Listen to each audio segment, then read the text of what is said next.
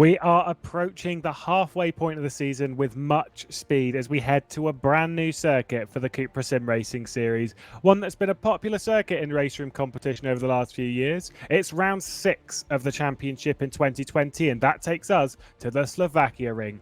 Open now for over a decade, we've seen some truly thrilling racing here on Race Room.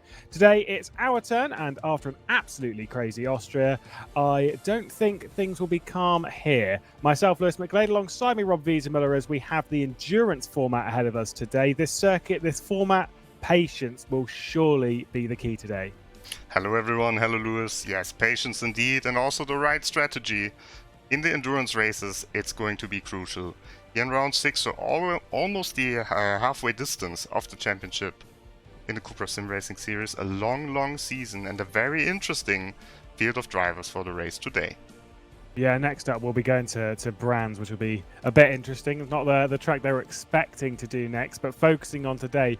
When you consider like a few tracks on the calendar, Slovakia Ring is so very different to the circuit that we were previously at in Austria, obviously. The Red Bull Ring being a mountainous circuit. There's elevation change, all this kind of like. Whereas here, it's a very flat circuit. Very similar in a sense, like a big go-kart track. You can see there the entry list for today. Very similar to last round. Only one real change as far as I remember from last round, which is the number 14 car. Gergo Baudi's not here. Mike Stoffmeal is replacing, is in that one. Everyone else pretty much qualified in the same place. And of course, Rob, Michael Ascona's here. Wow. Yes, Michael Ascona, WTCR driver for CUPRA, making his debut this season in the VIP car, the one that Jaroslav Honzik drove last time. We spoke a lot about last time already. Let's see the highlights, Lewis. Welcome to highlights from the 5th round of the CUPRA SimRacing Series from the Red Bull Ring in Austria. Moritz Lerner would have the pole position ahead of Bent Zupanek. Leandro Vela, who'd qualified in 4th position, would have a terrible launch and will be swallowed up by the main pack on the run up towards turn 1. Moritz Lerner would be leading the way from Bent Zupanek and Gergo Baudi. It wouldn't take Zupanek long to make an attempt for the race lead, and he would take it. Moritz Lerner not being passed though by Gergo Baudi, and this would allow Moritz Lerner to instantly fire back on Bent Zupanek, opening the door for Gergo. Couldn't quite find his way through, but now the top 5 were really battling for the race lead. In the background of that, Juan Manuel Gomez and Emre Cihan were going side by side. At the front, it would be Moritz Lerner and Bent Zupanek opening the door for Juan Manuel Gomez to get up into 2nd position. Emre Cihan took a bit too much of the curb at turn 2. This is further down the pack with David Noch, who'd had a terrible qualifying session. A bit of contact there between Martin Barner and Kirill Antonov in the red car opened the door for Noch to get by Barner, and he certainly did so. Kirill Antonov, though, would get into the back of Tim Yarshall and fire him down the escape road at turn 1. Kirill Antonov would be gained to the position, as with David Noj. Up at the front, though, Juan Manuel Gomez would be passed by Bent Zupanek with a great move up towards turn 2, and Kirill Antonov will be putting the moves on Gergo Baudi. He'd overcook the corner though, and Gergo Baudi would come straight back through into the final one. A little bit of contact between the two would almost open the door for Jack Keithley. David Noj, though, didn't need a second invitation. He'd fire his way past his teammate of Gergo Baudi and Emre Cihan himself and get up into 5th place. An excellent drive from where he qualified. Wasn't able to touch this man though. Moritz Lerner running away with things at the front. Incredible drive from him. His 2nd victory in the CUPRA SimRacing Series. David Noj should be starting the 2nd race from pole position ahead of his teammate Gergo Baudi. Moritz Lerner could only muster 6th position from the 2nd qualifying session, so he'd have a lot of work to do in the 2nd race. Jack Keithley and Moritz Lerner would make a little bit of contact at T1, and then Florian Haase would be passed by Martin Barner. Almost passed as well by Moritz Lerner as he started his charge back up the field, but have to keep an eye on his mirrors as Bent Banky would be directly behind. Florian Haase, though, was aiming to go a bit further forward as he would pass Martin Barner and get himself up into 4th position. A great drive thus far from the German. And then further down the order, Moritz Lerner would be passed by Tim Yarshall. Up and over the curbs he went. So down another position for Moritz Lerner, and things would only get worse for him as he misjudged the braking zone and went off and into the grass and dropped way down the order. This is bad for his championship. Further up the order, though, we've got Martin Barner, who's now having to defend from Bent Banky. Tim Yarshall, though, the greatest cutback of the season, gains those positions. Fantastic work for him. Unfortunately, it wouldn't last, though. It was a little bit later in the race. A big contact between himself and Barner, and that would fire him across the escape road. And then down that he would go, and all the way down the order, nearly into the clutches of the likes of Moritz Lerner. At the front of the field, though, Jack Keithley would take 2nd position off of the Mirror Esports driver of Gergo Baudi and stop it from being a 1-2. There'd be a bit of contact, though, and Gergo Bowdy would get straight back through at the second corner.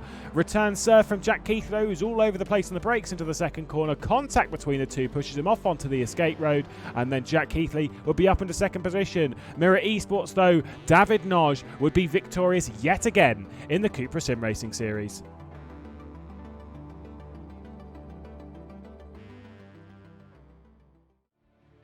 Thanks a lot for that, Lewis. Yes, lots of drama at the Red Bull Ring, especially for Tim Yarshall, and he's also only one penalty away from getting a qualifying ban. He really needs to watch out for the rest of the season. But before we talk about the championship, maybe let's have a look at the track that we're racing today. Let's have a close look at the Slovakia Ring. And who else could take us around? No one better could take us around than WTCR pro Mikel Ascona. So let's take a look with him how he navigates this circuit.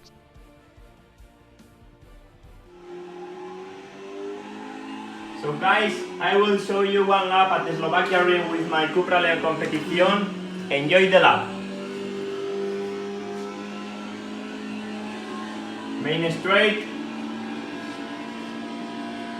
230 km per hour. We arrive first corner, third gear, eating all the inside until the grass, and using all the outside also until the grass. A small uphill, second corner, full throttle corner, very fast, 210 km per hour on the limit, third corner, first apex here, long right corner, at the second apex, very late apex to have a very good traction on the exit. Easy left, full throttle corner. Difficult braking here with the load car. And we enter into very long right corner. Late apex here. We cut the inside here on the left. Have braking into the slow left corner. Good traction on the exit here. Easy left, full throttle one, and we enter into the last sector. Braking into the chicane, very important this part for the straight.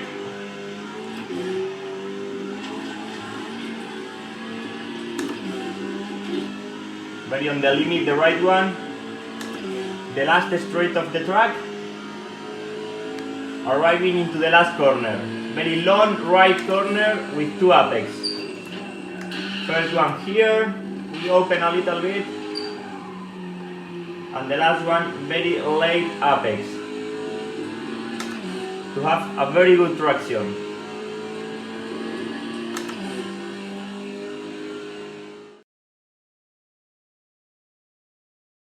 What better man indeed to show us around the circuit, Mikel Ascona there.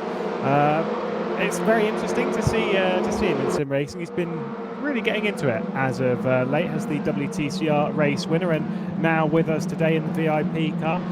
Don't expect him to be slow today because he has been mighty fast in his sim racing escapades, Rob. Yeah, he's been mighty fast indeed, but he's got some strong rivals here, and especially he's got some drivers here who are fighting for the championship title. Let's have a look at the point standings. After leaderboard 6, David Noj, over 100 points lead over Moritz Löhner, but there are 200 points for a victory in the race today, so nothing is decided yet. Yeah, one thing that's important to note there is that over the last 5 races, those have been shared between David Noj and Moritz Löhner, 2 to Moritz Löhner, including the previous endurance race back in Monza, and then 3 race victories to David Noj. Moritz Löhner in a real tone of form. We spoke about it prior to Monza, where he's not really sort of competed like that well. He's been sort of 4th, 5th, been very, very consistent. Then took a race victory at Monza, backed it up with a race victory in Austria. Didn't have a very good second race there, Robin. That could hurt his championship. We see a bit of a train here forming before everyone starts their flying laps. Yeah, slipstream is very important. There's some special rules in place here. Drivers are not allowed to block the racing line, but they can wait alongside the racing line. So just jump back to the pit lane there. Cars now starting the first lap with the slipstream, but before we get really into the qualifying session, there's also another statistic. That's something that a lot of people have been wondering, like how much practice do these drivers actually do to get into these races? And we looked it up in the statistics, and it's quite interesting to see. We've got the top 8 from the championship here, and chosen kilometers driven in this car on all the tracks. Emre Cihan is topping this the standing.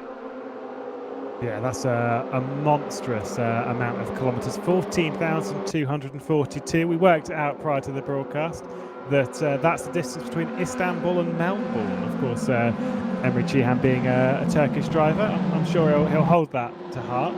That is an awful lot of practice and preparation for Emre Cihan. The season hasn't really gone to plan for him per se, but he has always looked pretty quick, Rob.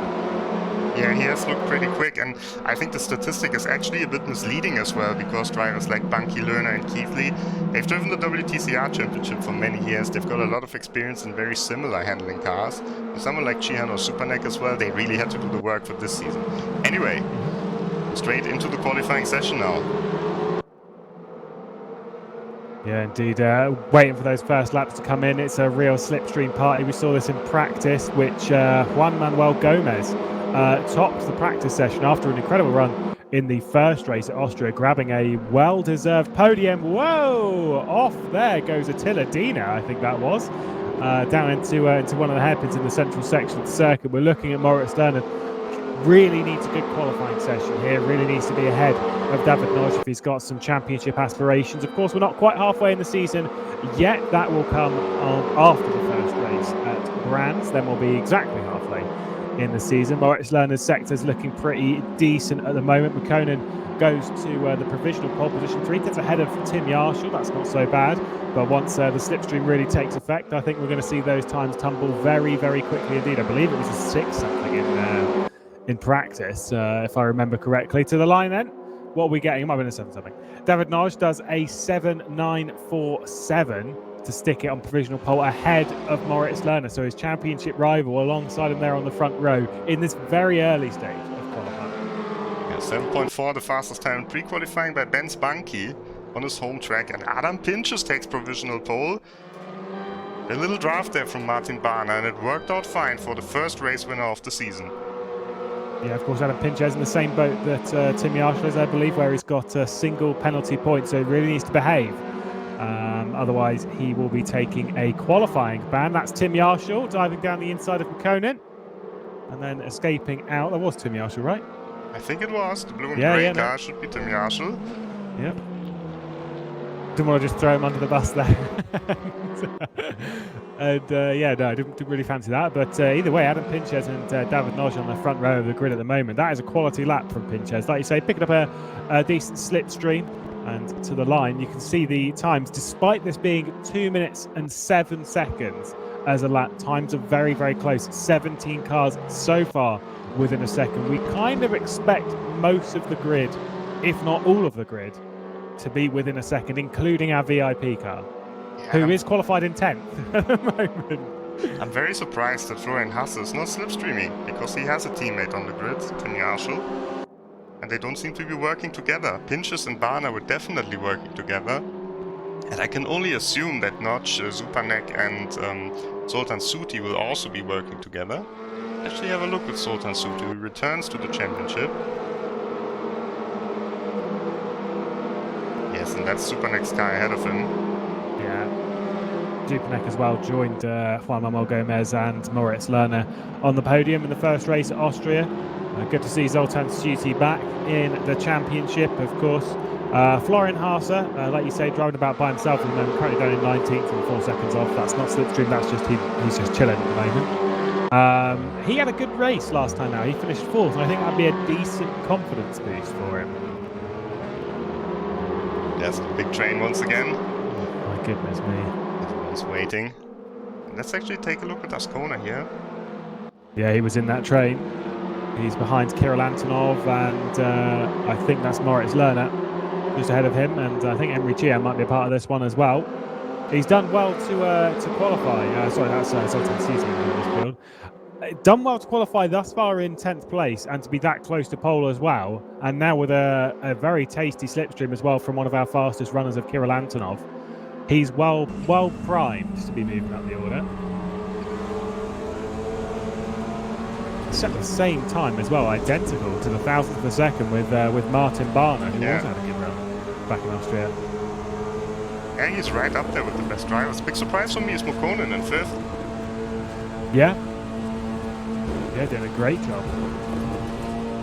McConan's normally one that we've seen. And the thing is, like, saying towards the back of the field seems like being really unfair, considering how competitive this championship really is. It is an incredibly competitive field, and it's why we've said we could see so many different race winners or podium sitters across the season, because anyone who's in the position to get a podium, if they're up in second or third, that's most likely on genuine pace.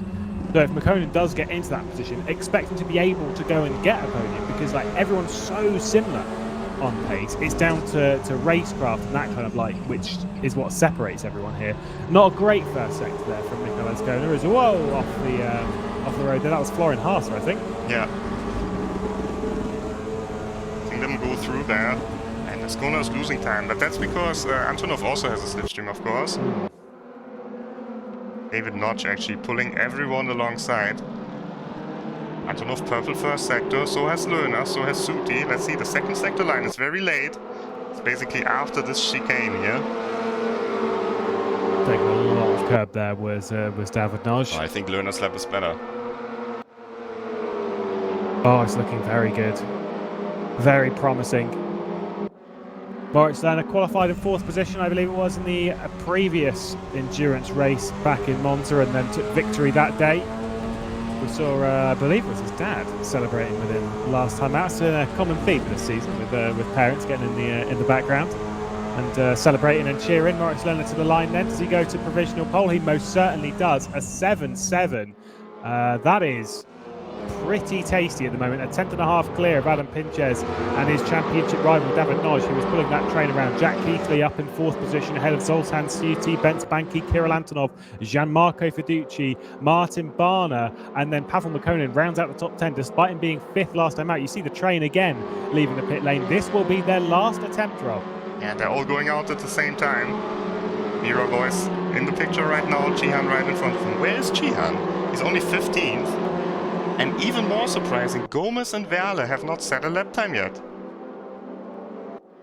We saw Leandro Verle was the one who escaped back to the pit lane. They're pulling each other along, so Juan Manuel Gomez is the one heading Leandro Verle at the moment, and across the first sector they go. Curious that that's not a good sign. If it's taken them this long in the session to get a lap time on the board, that is not good. It is a very long lap. It is very unforgiving. At least in this kind of race with the slipstream and stuff, we would expect there to be the ability to move up the order if you have qualified poorly. Tim Yarshall's down in 17th position, I would suspect, and Florian Haase as well. Those two probably work their way up the order. No Shatton Esports, though, not really going so well for them at the moment. Where there was previously 4 of them, there is only 2. As Leandro Verle. I think there's 3 because Frigotto's back. Oh, it's Frigotto still. Oh, yeah, Frigotto's there. Yeah. He's up in P11. It's Lucas Verle that's the one that's missing, because obviously everything that happened in Zandvoort, he's pulled out. I actually spoke with Yuri Baskov, the team manager, and he gave me an interesting reason why he left the championship. So basically, these penalty strikes that you get, they don't only count for the CUPRA championship, they count for all championships. The limits are not as strict, of course, as in one single championship, but if you misbehave in one championship, then you might get banned in another championship as well. And Lucas Verle picked up quite a few strikes, and now they said he's saving them. So he's got a few left for the WTCR championship, because he was not in a strong position here in the championship fight. And so, interesting strategy there for sure. Gomez P22, Verle P18. They won't be happy with that. No, that is not particularly great for the Snow Shatton Esports bunch. Right, here we are then, starting their final time lap of the session, 2 minutes and 40 seconds on the clock. So this will be it for them. You can see Gianmarco Fiducci there on the right-hand side has really starred in the early stages of this championship, sort of fallen under the radar a bit. more recently over the last couple of rounds. We did have a little conversation about this last round with Gianmarco Fiducci, how he's like some of the earlier stars, the likes of Kirill Antonov, Adam Pinches, and Gianmarco Fiducci, are sort of falling under the radar a little bit. They still have the pace, but they're just not quite there or thereabouts. They're not as consistent as the big boys when they're coming through, like Moritz Lerner and David Noch. Fiducci is purple though, so is Antonov. Actually, maybe let's stay with Fiducci. I think it could be a good lap. He's following Keithley and Lerner, the Williams duo. Yeah, we swing it through this real infield section. It just keeps going. The corners on the central part of the lap are just absolutely relentless. They just keep coming one after the other. Great overtaking opportunities in this section. It's just you have to be a bit brave. And I'm sure we'll see some. There's Lerner dropping out. He's helping Keithley. But for Fiducci, it's even better. I think if Keithley does a great lap here, Fiducci will do an even better one. Coming up and over the rise and then down into turn 10. This is where we're going to see a lot of dives in the race. That was just a little bit wide there from Gianmarco Fiducci. Not quite perfect through 10, through 11, and then 12 up the hill. And this is towards that second sector split. Lost a bit of time. Antonov still purple. Could Kirill Antonov be stealing a pole position here in the dying moments of the session? Their final laps, they'll come across the line all in one. I believe that was Martin Barner who moved up into P9 potentially, and then to the line then. Who's going to move where? This is going to be pretty big. Is Moritz Lerner going to hold that pole position? David Noch goes to second. Fiducci is happy about it. P4, great lap from him. Kirill Antonov did not piece it together at the end there, and only P6 for him. I would be happy with that if I was Gianmarco Fiducci as well. Quality stuff. Bent Banky got up to third position and all of that as well, pushing Pinches and Fiducci down a position. But our front row, it couldn't really get better, Rob. Moritz Lerner and David Noch head Bent Banky, our top three championship rivals, realistically, all on the front couple of rows of the grid. Adam Pinches there or thereabouts, Gianmarco Fiducci, Jack Keithley, Kirill Antonov, Norbert Postan, and then Zoltan Schuti. We'll see when we come back for the race.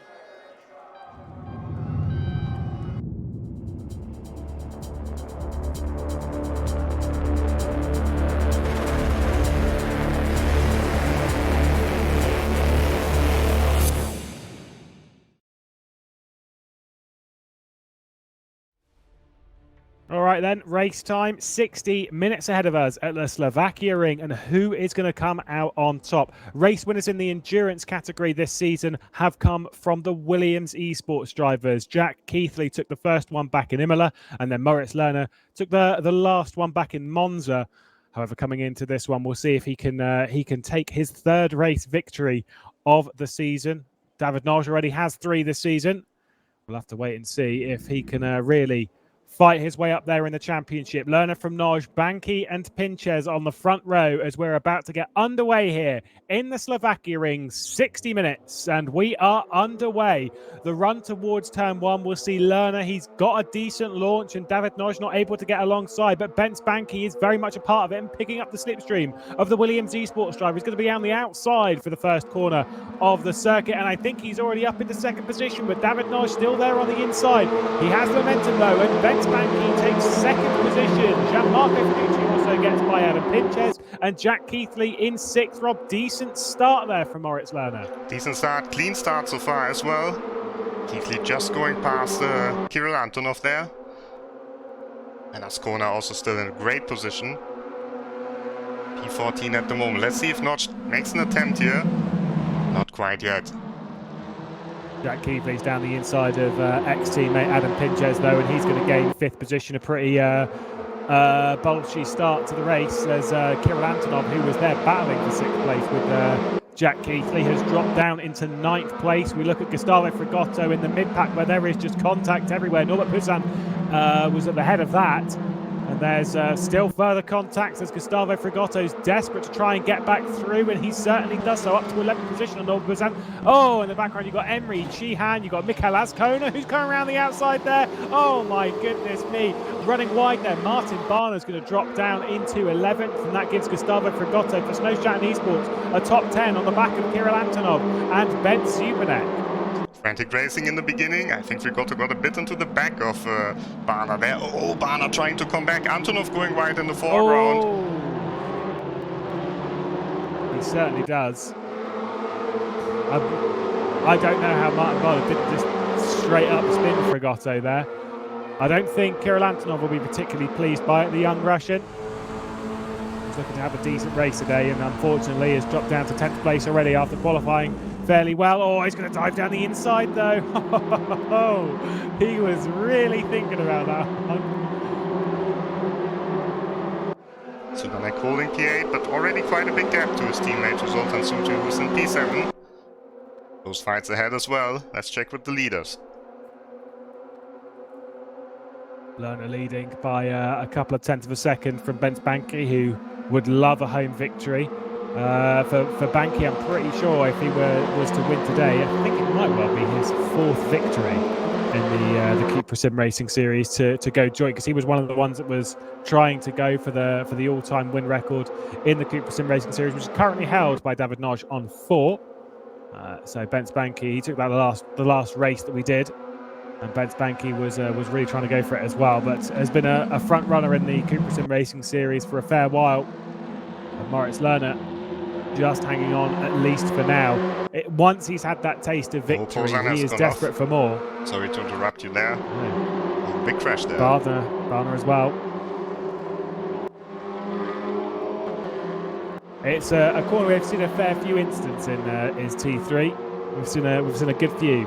It's a double apex, really quite a long hairpin right-hander there, and unfortunately, Barner and Poussin have both fallen foul to it.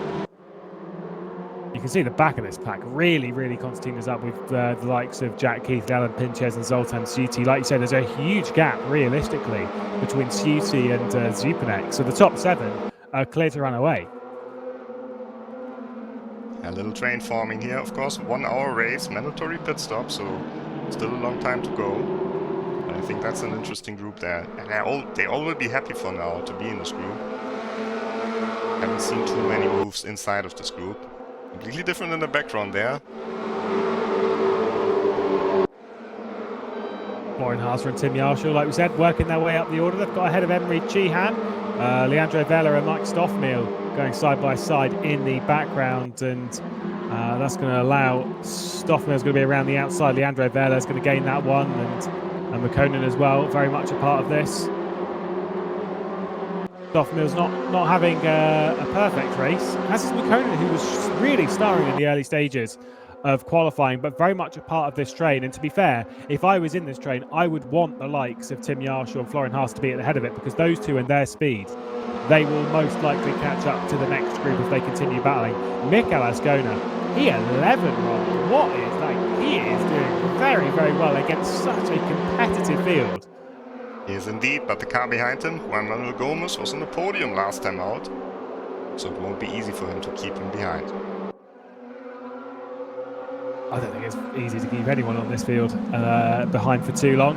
You've got Kirill Antonov ahead, who's quite a hard driver to attack as well. So for Mikael Azkona, I think things are going to be a little bit tricky from here on out. The opening 5 minutes have seen him draw his way to P11.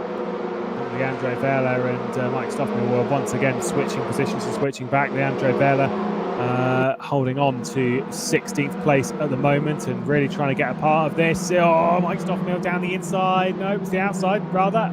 Touch of contact on the rear right of Leandro's car. Oh, there's the dive. There it is. But it doesn't Overdid work. it though. That's the corner I thought we were going into. It's opened the door as well, and he's going to lose out to McConan here as well, throwing the momentum down the inside. He might just be able to hold it with a bit of slipstream, but obviously the hairpin that follows is quite tight. Who's that off the road? Kirill Vega. Oh, nearly picked up by Barner as well. don't know if he was escorted off there. It's a very odd place to go off by yourself. Yeah, strange incident. Back to the grid now. All 25 cars still running though. Still running and still racing very, very hard. Like Stoffmeal looking at the inside for the final corner. It's happening yet. Stoffmeal also one of the more experienced drivers on the grid. Same for Mukonen, two of the older guys on the grid.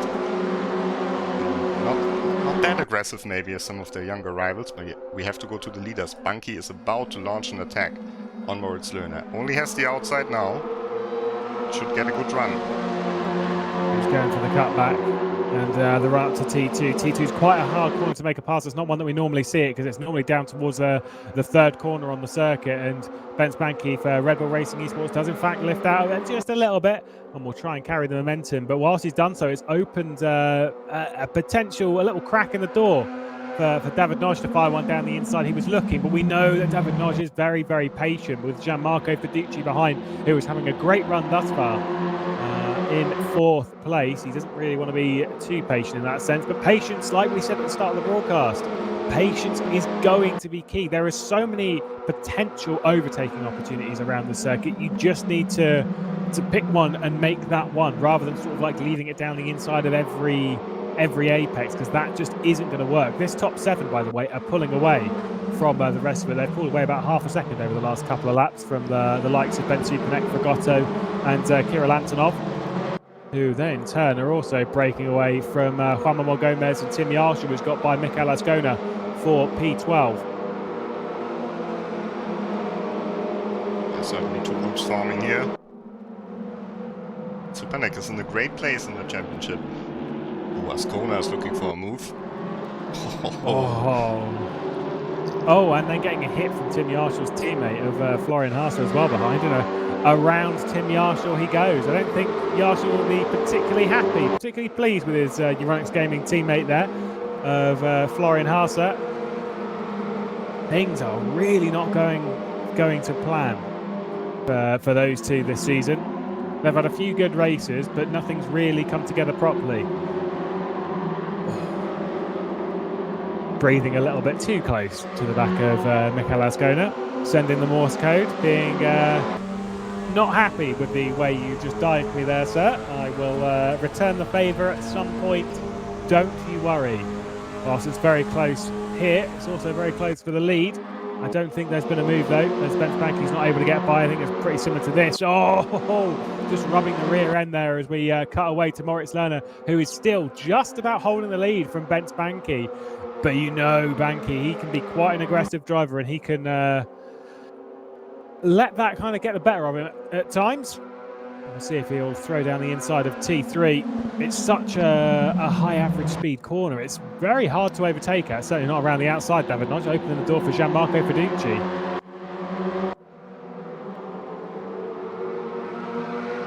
Fiducci in turn wants to be a little bit careful there, because directly behind him is Jack Keithley, and he'll understand how pressing Jack Keithley can be after some of the racing they've had this season. Back in Zandvoort, saw a few moves between the two of them, and it was quite an aggressive move from Jack Keithley, which saw Gianmarco Fiducci depose the position. There goes Jack Keithley, literally as we were saying it. My goodness, that was quite a dive. Zoltan Suti nearly got involved with that as well, as did Adam Pinches. That was brave from Jack Keithley. That's it. Keithley as we know him. Going for every bit of opportunity. But still a good position for Fiducci. Even if he finishes in P5 here, he will still gain a lot of time on Supernek, a lot of points on Supernek, on Cihan, on Yarshul, on Hasse, on the Snow Shuttle guys. Indeed, it is a long race. And now, though, at the head of the field, I did notice that Kirill Antonov has got up to 8th place, which is kind of not what this train wants. They kind of want someone else to be at the head of that field, someone respectfully a little bit slower, because Kirill Antonov, when he gets the red mist, and considering that he can see that train, he will be firing in some of the fastest laps he can at this point. He won't care about tyres or anything like that. Or whoever's behind is just focused on one thing, and that is closing that gap. Yeah, and the pit window will also open relatively soon. So maybe someone will go for an interesting strategy. Maybe a strong undercut here.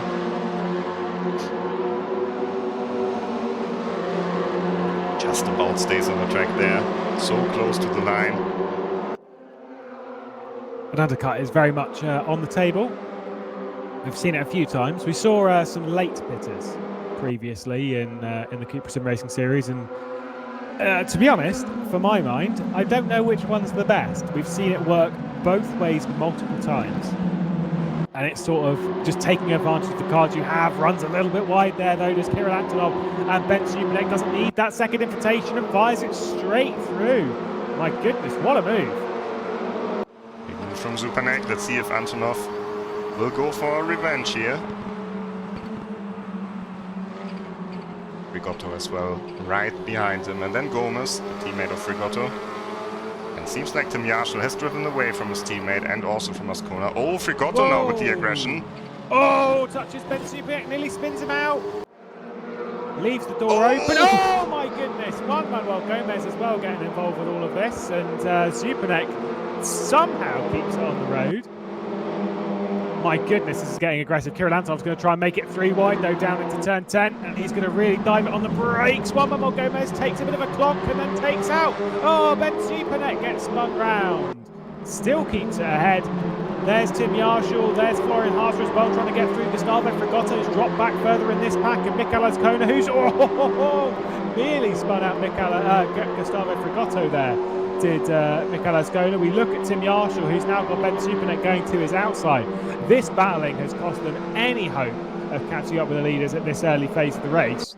And Tim Yarshall there, that was very, very aggressive. I think it was just clumsy from a few drivers in that pack. No one specifically, just basically the whole pack just ended up tripping over each other on multiple occasions. And I think the final part with Kirill Antonov leaving it down the inside like that into T10 was the final nail in the coffin for this group.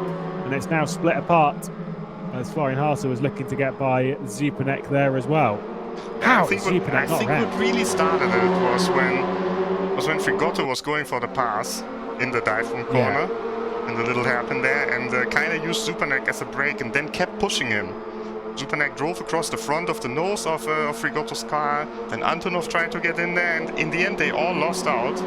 Maybe except Antonov, he didn't lose any positions, but he also has a few strikes already, not so far away from picking up a penalty like a qualifying ban in this season.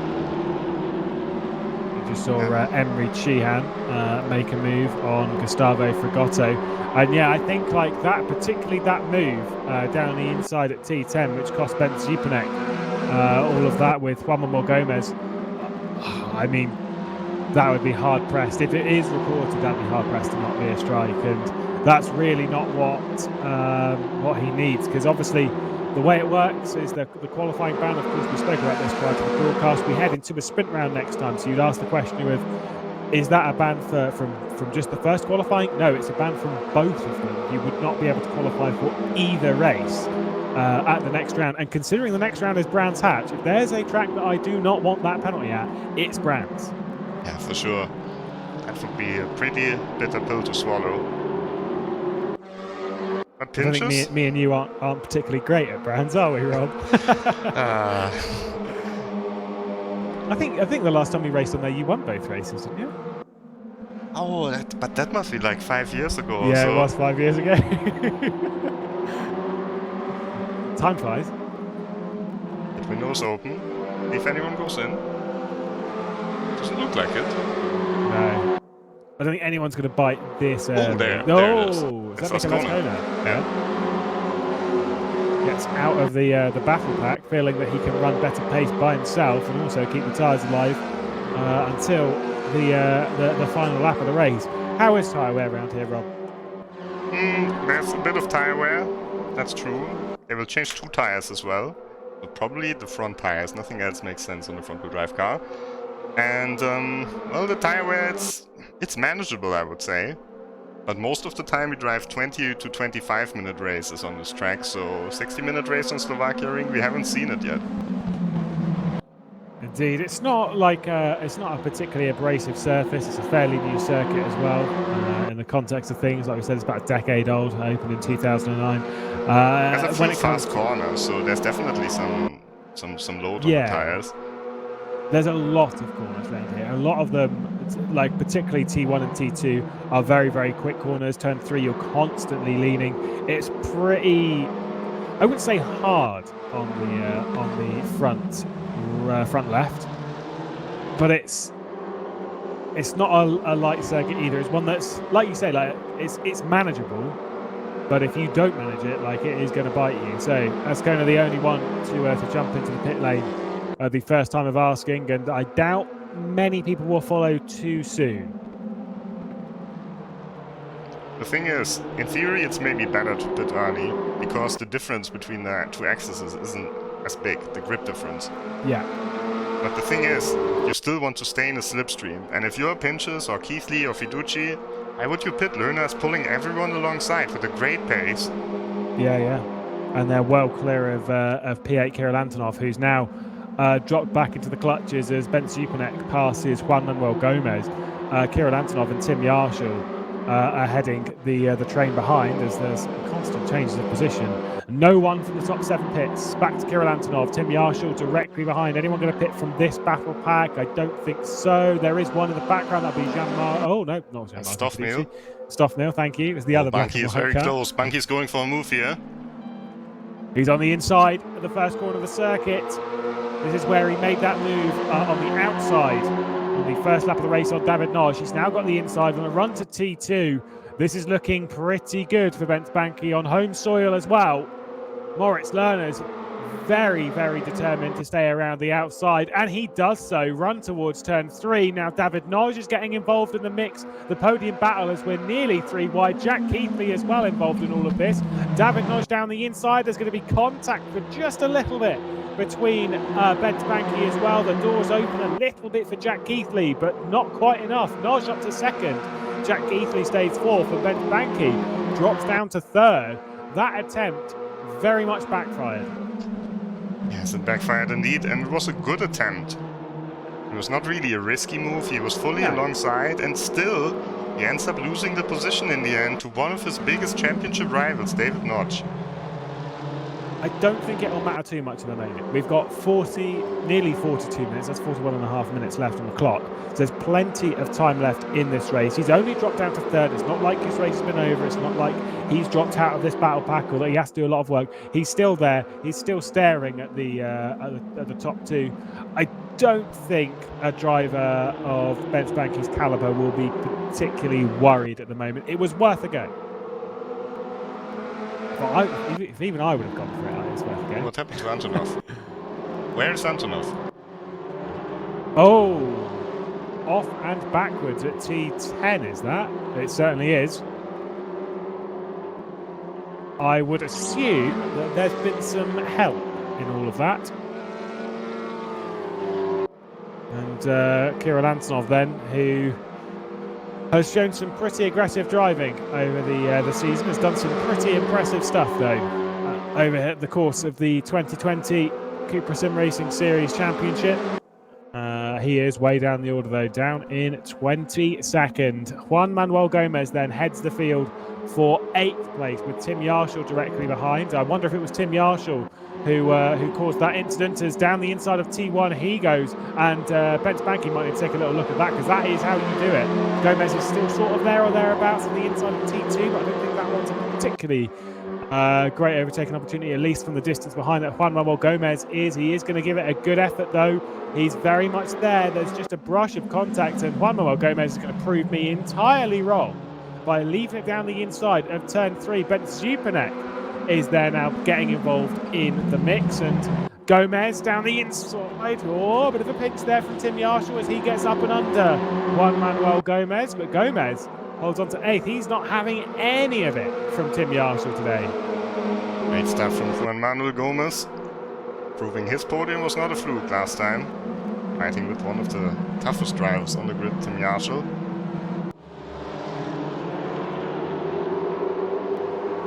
Yeah, Tim Yarshall's not someone I want to be battling at the moment. He's very fast. There's the dive bomb. That was fairly expected. He was going to try it. It leaves the door open for Zupanek as well. So Tim Yarshall there takes that place. Zupanek's now got the inside and I think might gain that one. Gustavo Frigotto who is Juan Gomez's teammate, is now the next one in line. I don't think he's going to take too much of an advantage of it as we run down the hill towards turn 10. Frigotto looking down the inside, but I think it's more of a defensive move from Emre Cihan as Tim Yarshall cops a bit of a whack from Ben Zupanek as they're all concertinaing up. That does hold that position. With all this heavy racing, it might have been a good idea for Stoffmil and Ascona to actually get out of this train because it is pretty intense. They are costing themselves quite a bit of time. It's been a few further seconds to the leaders as Ben Zupanek's now brushing his way up to an undercut. Not really the ideal way of doing it. And there he goes into the pit lane. Whoa! Most people coming to the pit lane there. Frigotto, Emre Cihan, as well as someone else jumped into the pit lane there. I think it was Zupanek himself, Florian Hasse as well. A couple of drivers already pitting now. Yeah. Let's see from Mike Stoffmil's point of view. He actually jumped Mikel Ascona in the pit stop. By 3 seconds as well. Yeah. Or 2 and a bit, according to plan for our guest driver.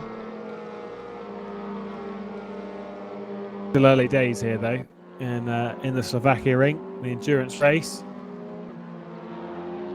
Mike Stoffmil, Dutchman, virtual drivers by TX3, who's been very much a part of this battle pack that we've been watching throughout the race. We'll see where he comes out. Emre Cihan, Zupanek, Frigotto and Haase are all in the pit lane, are all leaving now. Well, there's Zupanek. There they go. And there's Stoffmil. He's ahead of them. Wow. And not just a little bit. That's way ahead. Over a second gap. Ascona and Frigotto. It's gonna be a hard battle. 2 real race drivers. Frigotto as well. He drives in Brazil in the stock car lights. They are brushing each other up here. The thing with these kind of drivers, when they get the chance to race with a WTCR driver, you're not going to shy away from it. Frigotto down the inside there. Ascona though with a beautiful cutback. That was nice. That was lovely with the execution. Yeah, stunning stuff. The WTCR race winning them up to 23rd. Don't panic too much if you're a Mikel Ascona fan though and thinking, oh, but he's only 23rd. He's already pitted. He's already got that allocation out of the way. And, well, we'll see where he'll run later on. Makes a little bit of a mistake though and opens the door for the Brazilian. But the next corner is a left-hander. And that was an interesting line there from Ascona, but nevertheless holds the position. They're really taking chunks out of each other now when Florian Haase is looking at it going, oh, come on, guys. We've got a few people in the pit lane, including Moritz Lerner and David Noj. Ooh, that's ominous. That's interesting as well. Let's see if Keithley will attack Bunky now. Bunky has no slipstream anymore.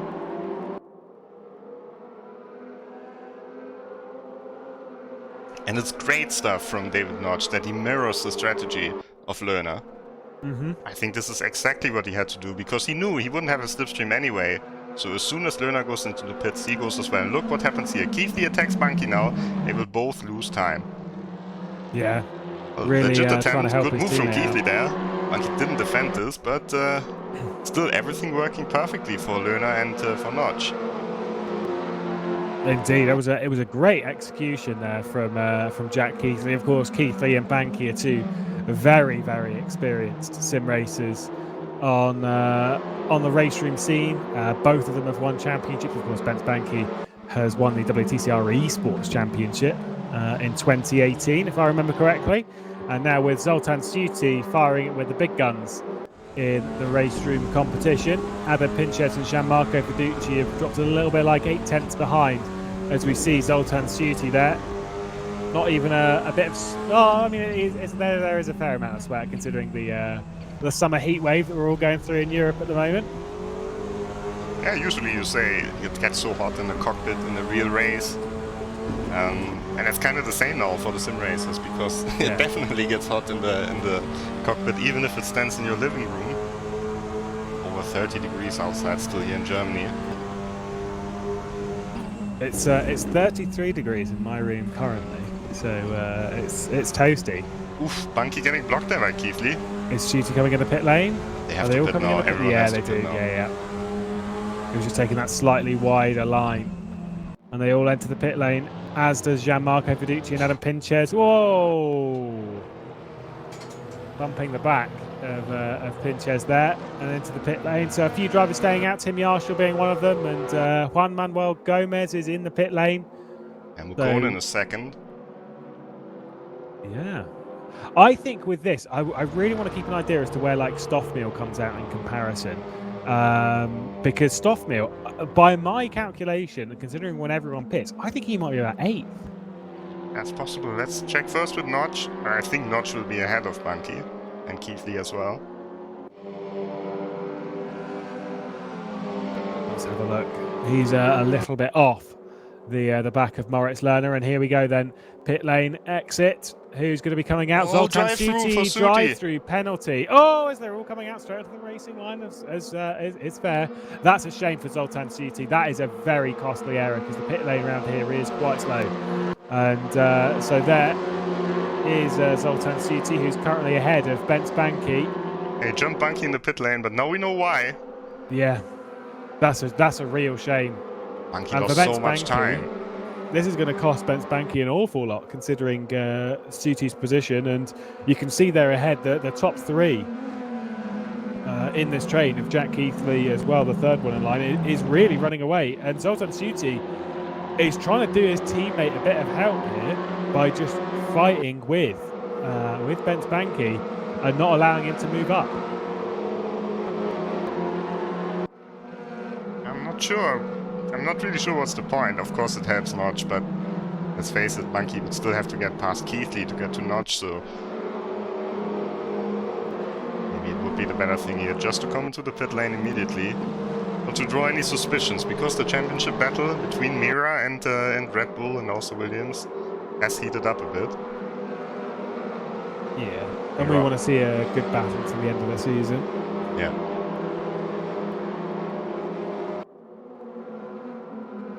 I'm sure Suti will enter the pit lane pretty sharpish. There's Buchanan and Attiladina into the pit lane. Corentin Pointeau stays out. Does Nemes? Yes, he does. So the top 3 yet to pit, and Tim Yarshall leading the way. But Moritz Lerner will take 4th place.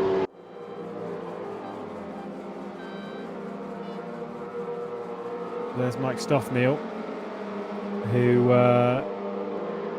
he's ahead of Zupanek and that, like. Yeah. He is an 8th. Once everyone pits, he will be an 8th. It's more about where Tim Yarshall is. But I don't think Yarshall can come out ahead of him.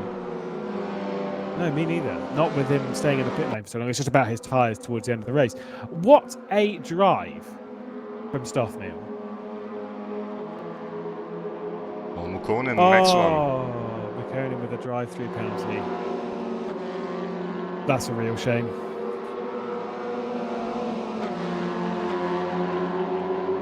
It's easy to do, though, to speed in the pit lane, to just push it that extra little bit.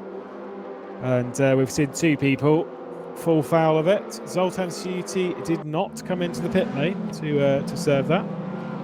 So stays out ahead of Bence Banki, at least for now. I think he's actually doing Bence Banki a bit of a favour here by drawing him a little bit close to Jack Keithley. Doesn't look like Banki's faster than Suti. No?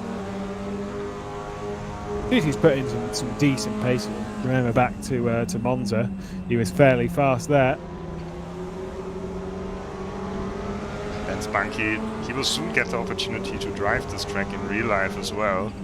He won the Slovakian Digital Motorsport Championship, also held on Race Room, on GT3 cars. And they will give him a test in the Formula Renault car. Not quite a CUPRA Leon Competición, as he might have hoped, but still not bad. No, it's an awesome experience to take to the circuit in any car, and actually be able to give it a good go at pushing. And this is just the way, the future of things in sim racing. That real merge between real world motorsport and sim racing, and never has been a better time. Of course, unfortunately, in the current circumstances, with how everything is in the world, obviously with the pandemic and such, it's not been so great. But the actual merging of sim racing and motorsport has, in my opinion, been sped up. There goes Zoltan Suti down and into the pit lane to serve a drive-through penalty, which is a real shame for him. Faring Nemes and Corentin Ponto also in the pits, so Tim Jaschel the only one staying out as we're in the second half of the race. And here we've got the lead battle and the championship battle as well. If it stays like this, it won't be over 100 points. Actually, 20 points gained just for this race result, and then there are also points for leaderboard, for qualifying session, and but I think it's not over yet. I think Notch has a very realistic chance to win the race here. And could, if he wins this race, that'd be so impressive. These two particularly, like we said before, over the last 3 rounds at least, these two have been very much at the top of the CUPRA SimRacing Series. All 5 races across the previous 3 rounds have gone between these 2 drivers. 3 race wins to David Noj, in the sense that they were all 3 of them were sprint races, and then Moritz Lerner won the endurance race back in Monza and then the first sprint race at Austria. And so he's been looking very, very strong since taking that victory.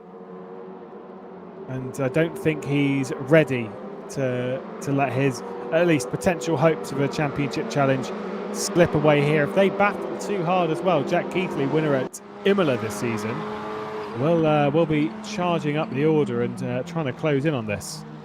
And then his dad will start celebrating in the background again. Keithley doesn't have a camera this time though. Okay, so we can't see his dad.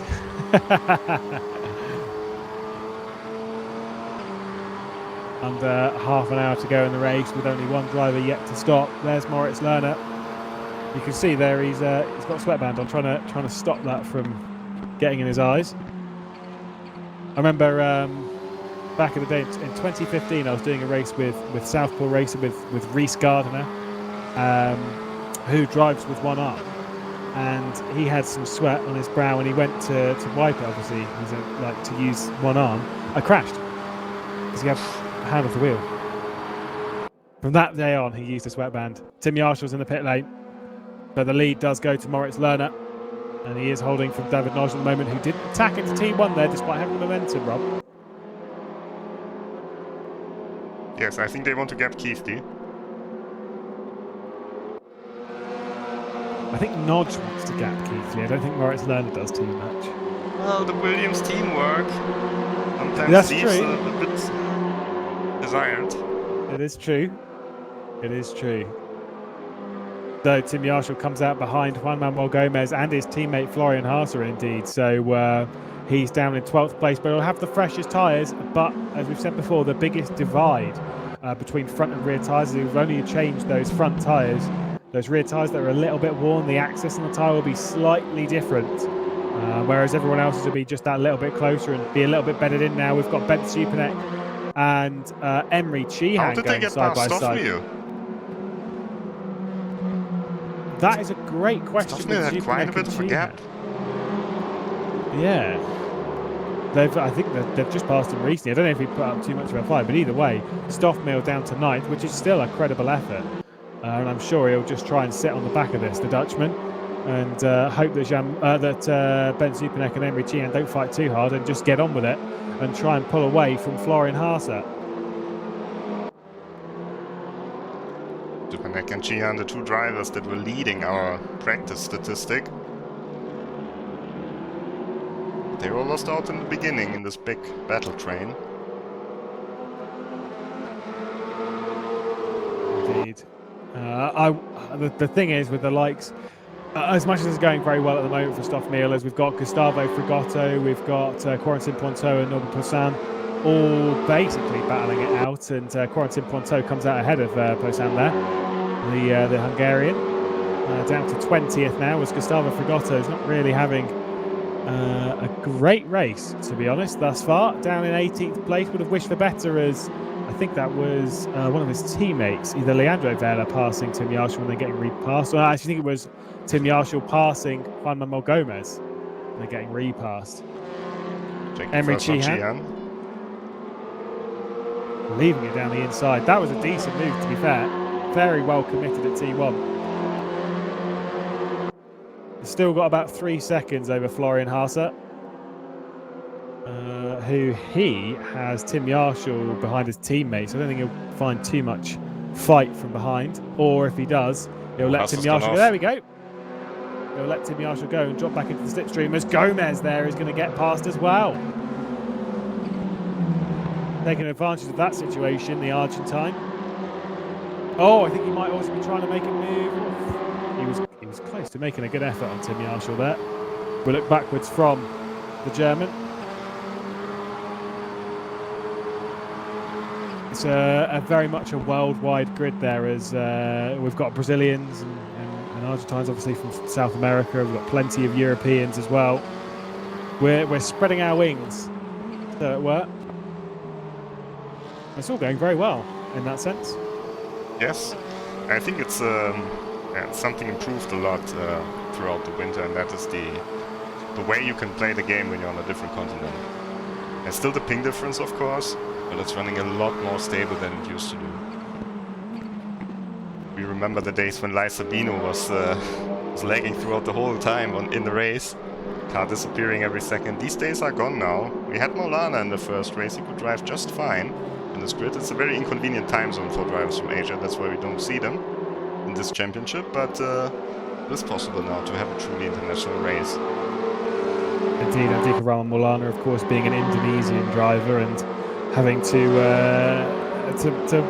yeah, like you say, it is not a convenient time for them to go racing, but it is nice to have them on the grid when they do decide to make the effort and join us every now and then. Ben Spanky now down the inside of Jack Keithley and up into third position, but overcooked T1 just a little bit, but not too much. And whilst this is all happening, it's 3 seconds the lead. The top two have pulled out. Jack Keithley there's gone for the cutback, and it's now down the inside for the second corner, and believe me, he'll be committed here. Oh, he actually drops back out of it. That's a bit of a surprise. How very un-Jack Keithley-esque.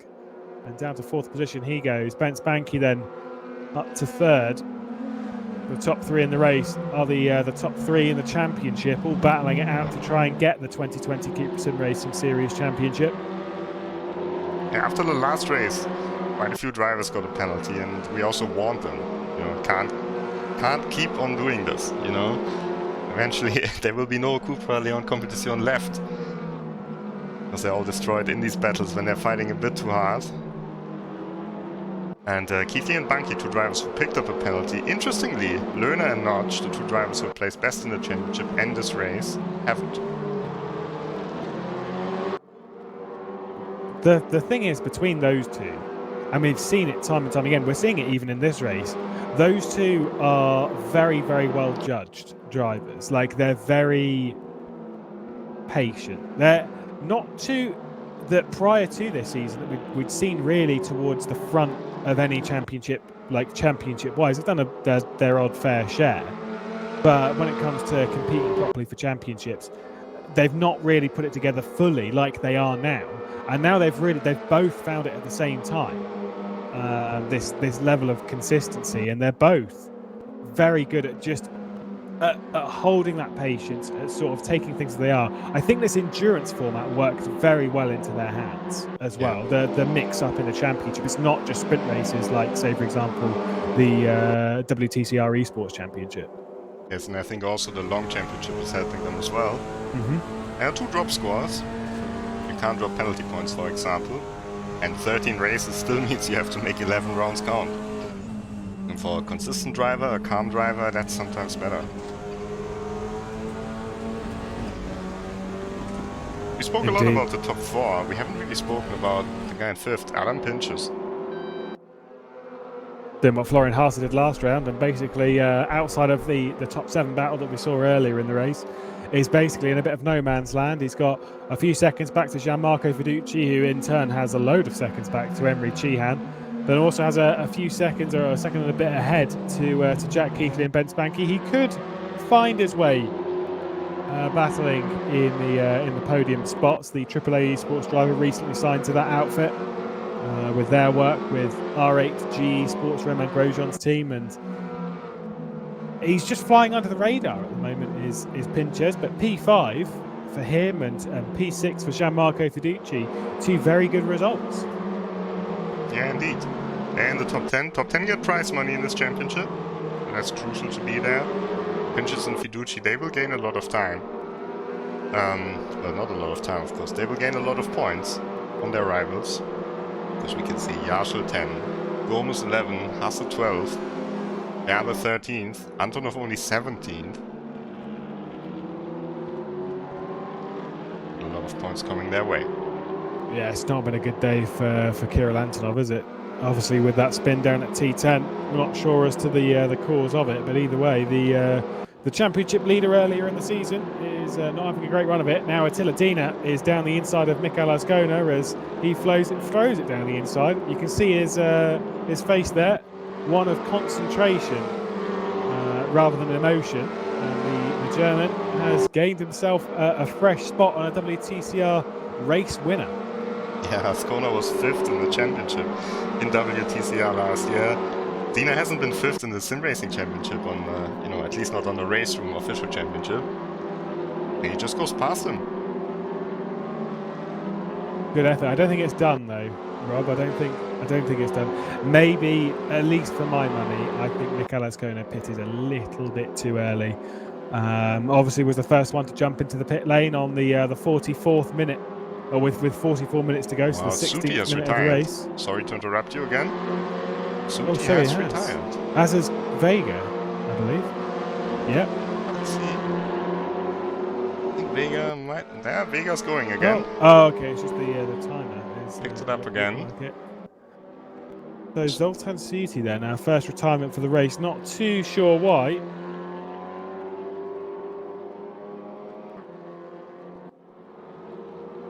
Interesting. That's a shame for Zoltan Suti, who'd shown some credible speed. Of course, was in the top battle, courtesy of a drive-through penalty. Though he dropped backwards down the order to 22nd, and maybe he just thought, I'm going to call this a day because I'm not really in this anymore. I'm not really enjoying it. Pavel Mikkonen, who starred in the early phases of qualifying, unfortunately down in 23rd and a long way behind this man, Ferenc Nemes. Ferenc Nemes joined the Ballas Racing team now, so the Ballas versus Absolute. The battle between the two Italian teams continues, even if Puglisi isn't here today. This round goes to Absolute again, with Fiducci running in P6 at the moment.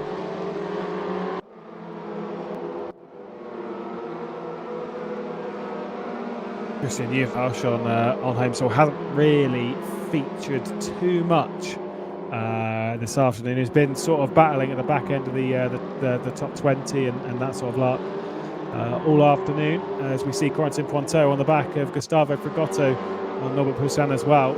And Kirill Antonov got by this lot and has now cleared off a little bit into the distance, and he sets his sight on getting past the WTCR race winner. Tim Yarshel, by the way, has just got by Mike Stoffmehl for P9. Stoffmehl's dropping back. He also pitted super early. So it seems like it does make a difference here with the front tires. Dropping off more than they did at Imola or at Monza. That makes sense, of course. A lot more fast corners here. I think it's going to be cost a position fairly soon to Juan Manuel Gomez, who fires it down the inside. He's overcooked the corner though, big style. Easy cutback from Mike Stoffmehl. It's cost them both a fair bit of time though. And Mike Stoffmehl though, I do get the feeling he is going to lose the top 10 more of a sooner rather than later type deal, with a podium sitter of Juan Manuel Gomez behind. But Stoffmehl, who when he came into the pit lane was in 23rd spot, has worked his way up into the top 10 through that, and realistically has shown the pace of it as well. It was still the absolutely best strategy for him, for sure, even if he's losing these positions here. Absolutely. Well, you have to weigh it up in this scenario, and I've always said when it comes to these kind of things, you've got a bit of a gamble. Whoa, bit of contact there as Gomez runs to the back of him. Is you weigh it up. You think, right, what position am I currently in? If we gamble, as long as I'm ahead of that, as Gomez fires it down the inside into, we'll call that one dive bomb corner, because we've seen a fair few shots at it. As Juan Manuel Gomez then gets into the top 10. But yeah, you weigh it up, you think, okay, I'm in 23rd. I'm going to throw something at it. If at the end of the race I finish 23rd, then fair enough, it obviously didn't work. But I could finish higher than that. And at the moment, the idea of him finishing that low seems remarkably unlikely. Yeah, Bernd and Hasse are fairly close. They're both pretty quick as well, so maybe he will lose out to them. Then Barner, 1.5 seconds back. But it's only 14 minutes 14 left. minutes, yeah, there's not long. There's 7 laps left of this race. And so he's got 7 laps to hold on. And either way, he's done a sterling effort. And I think more so has given himself confidence that he can fight with this lot, because he is on more worn tyres and still sort of like battling around them. Yeah. A very credible effort. The top 2 still remain the same as Moritz Lerner heads David Nog.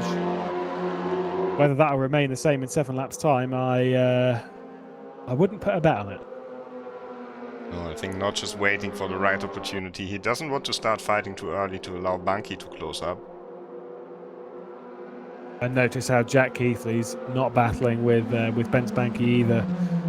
Even through that, from 1.5 seconds now down to 1 second, Adam Pinches is closing in on the podium battle as well, putting in some great laps. Marco Fiducci behind is continuing in his world of not being near anyone, because he's 3 seconds behind Pinches and still 6 or so seconds ahead of Emery Cheehan. So yeah. I fear he's got a boring run to the checkered flag. But Fiducci will be happy about it, because he had so much drama last time at the Red Bull Ring.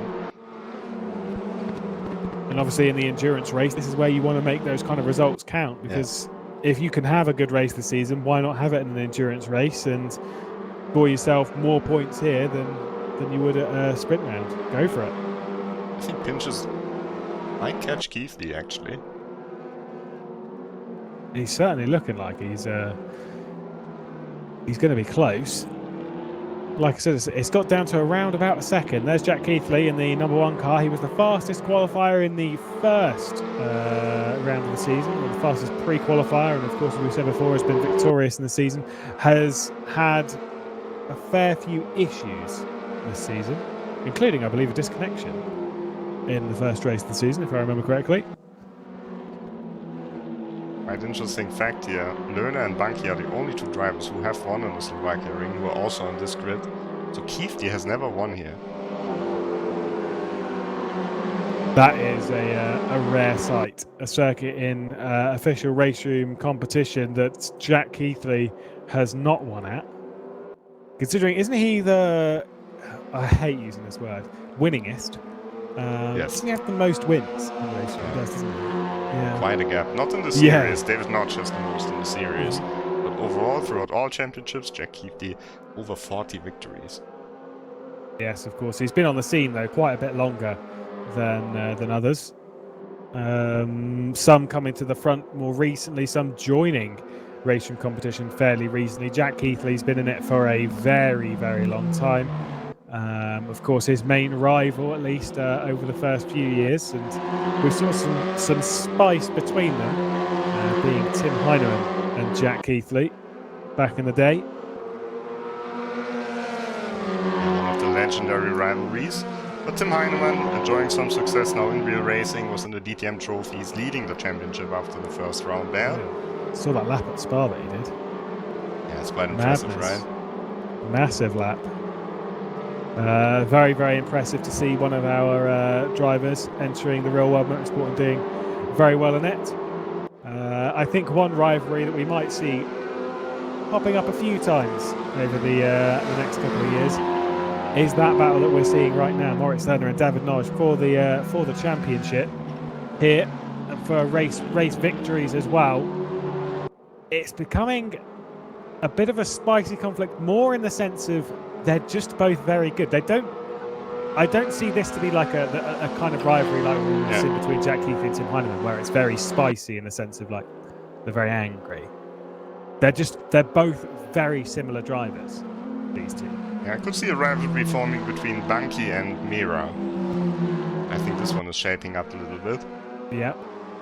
Lerner's all a bit more calm. Yashin has passed Cheehan in the meantime. I don't really want to cut away from this battle, in case we miss the attack from David Notch, which could decide the race. Yeah, he's lifting out. Yeah, he certainly is. Yeah. Okay. He's not going for it yet. Time to go to Yashil. He has the best tires. Going for it. Yeah, he has indeed. And he could be moving his way maybe even to Fiducci if he can set some decent times. He's down the inside of Ben Zupanek into T1. And fairly easy move, but Zupanek all over the rear end, pushing him around. My goodness me, that was fairly aggressive, and he gets that move back again. That was fairly aggressive from the Hungarian driver, and it's Emre Cihan who's now on the back of Tim Yarshall in the red and black car. Yeah, dirty Rob, tires what for do you make of Yarshall. After he touched the gravel, but this corner should be okay again. Knocks up the tires there.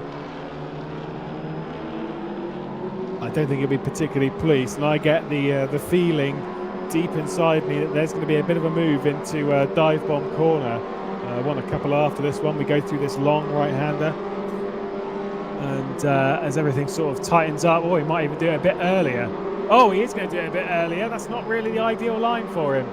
Is he going to pick to the left-hand side of the circuit for him into dive bomb corner? There he is. Oh, it's just covered off very well from Ben Zupanek, though. That was well done. He saw that one coming from a mile away. Yeah, just about close the door on time. There was no opportunity for Yarshall, but he is faster. I think it's just a matter of time.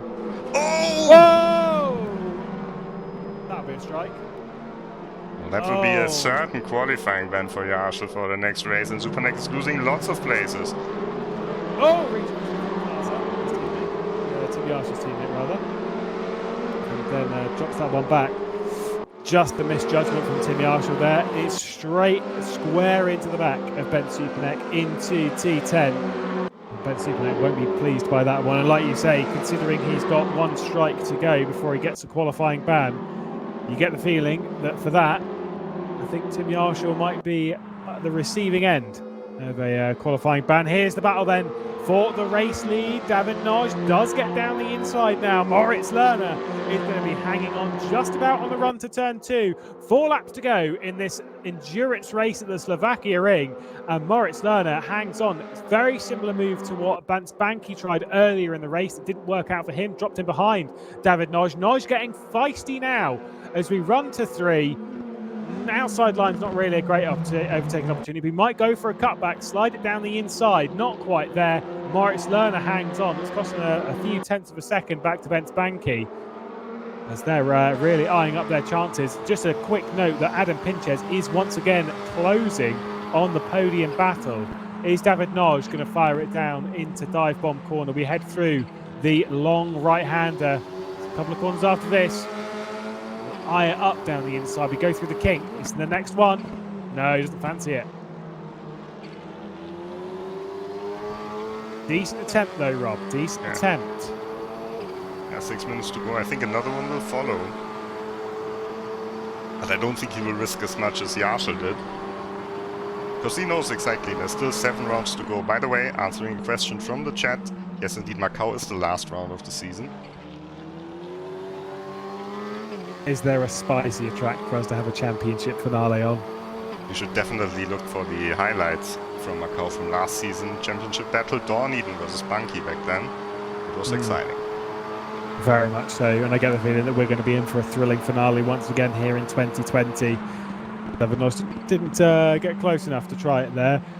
The gap though's come down to Bance Banki, like I said, by about 6 or 7 tenths. You can see how prevalent they're getting in the background. The 3 of them now, as Adam Pinches really has joined that party.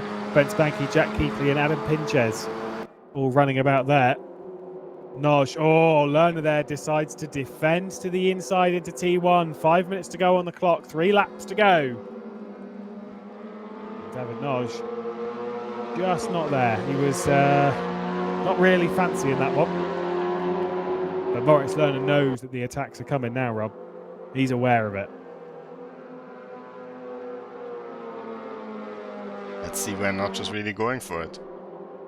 Is he gonna try here? It's possible for sure, but it's risky. We've seen Banki actually losing out by trying a move here.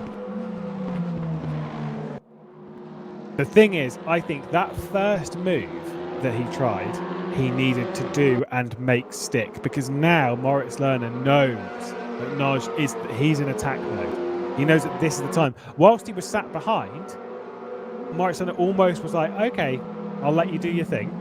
Like, you sit behind me, and like they were both just letting each other do their thing. And then suddenly, David Nagy was like, okay, I'm going to attack now. And he needed to make that one stick. It needed to be a surprise attack, because you don't really catch Moritz Lerner out too much He's now got a lot of work to do if he's going to pass the German and take victory here in the endurance race. Of course, the statistic is that Williams Esports have won both the endurance races of the 2020 season so far, with Jack Keithley taking the first one and Moritz Lerner taking the second. And with a Williams Esports driver leading at the moment, where the advantage swings is very much a mystery right now. Keithley's in an interesting position here as well now. Very close to Bunky, but Pinches indeed has caught up.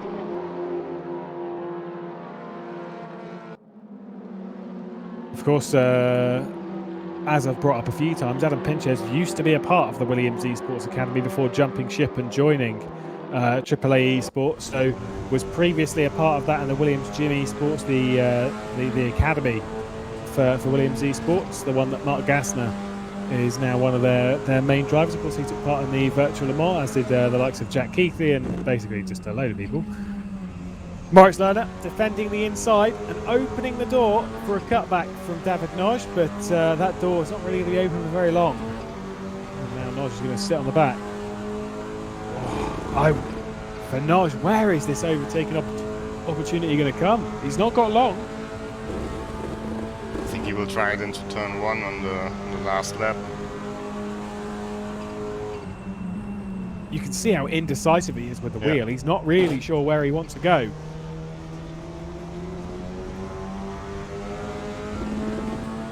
This could be an absolutely thrilling end to the endurance race here at Slovakia Ring, the 6th round of the CUPRA SimRacing Series. We're nearly halfway through the championship, a 13-round season here in 2020. We head to Brands Hatch after this, where it's going to be a very, very different style of racing, a much shorter circuit, a much harder circuit to pass at than here at the Slovakia Ring.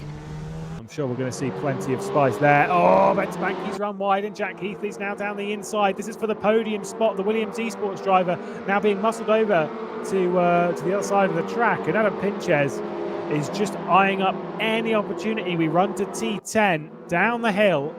There he goes, Jack Keithley down the inside, David Noj down the inside as well for the race lead. Jack Keithley's there or thereabouts. Adam Pinches is going to try and go back down the inside and get both of them for the podium. Oh, but Jack Keithley gets by Ben Spanky, who then leaves it down the inside. Adam Pinches couldn't take part of any of that. And Jack Keithley, with a very aggressive lunge, gets up onto the podium spot, and I don't think Ben Spanky is going to like that one bit.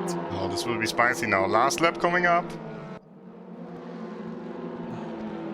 As always with the CUPRA SimRacing Series, you come to the final lap and hearts are racing up and down the grid and here in the commentary booth as well. As Jack Keithley for Williams Esports now onto the podium spot. The other teammate of his, Williams Esports driver Moritz Lerner, is currently leading the race. Here's really the final few opportunities for David Noj. Mirror Esports, oh! As they all slip and slide as Moritz Lerner tried coming back across on David Noj. Covers that one off though, really pulls up on the brakes into T1, and David Noj, there's one opportunity gone. Tick, only a few more to go. Run into turn 2, that one's not really an opportunity. Tick, that one's already gone. He's going to try and make it round the outside on the run towards turn 3 though. This could give him the momentum as he goes down the inside. Moritz Lerner's going to cover that one off all the way over to the white line. Full commitment from Moritz Lerner, and David Noj is now going to go to the outside of the third corner, which we've seen attempted a few times. It's never really worked. He is giving it a very good effort though. Isn't quite going to work. Tick, there's another one gone. Moritz Lerner is doing everything he can to hang on, and same for Jack Keithley in this podium spot. You can see how much they're fighting because Gianmarco Fiducci has closed a couple of seconds over the previous few laps.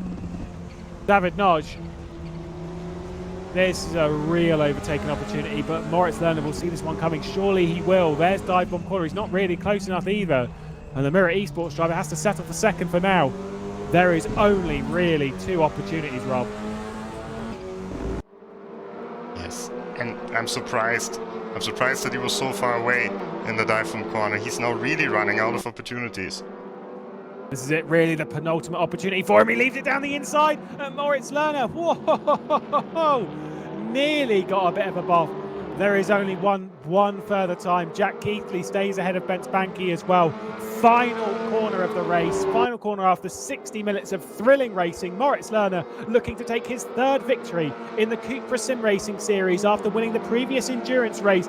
But championship leader David Noch is behind it. He's diving it down the inside but doesn't fully commit. And I think the German of Moritz Lerner is going to hold it through the final corner. David Noch not quite close enough. It's going to be a third victory for the Williams Esports driver of Moritz Lerner. It's their fourth victory as a team in the CUPRA SimRacing Series of 2020. Sweet relief for Moritz Lerner as he leads across the line. David Noch and his teammate Jack Keithley does get the podium ahead of Bence Banky and Alan Pinches. Gianmarco Fiducci did a great drive to 6th. Tim Yarshaw's got some question marks over his run to 7th. And Emery Chihan, Juan Manuel Gomez and Leandro Verla round out the top 10. Mike Stoffmeal, hats off.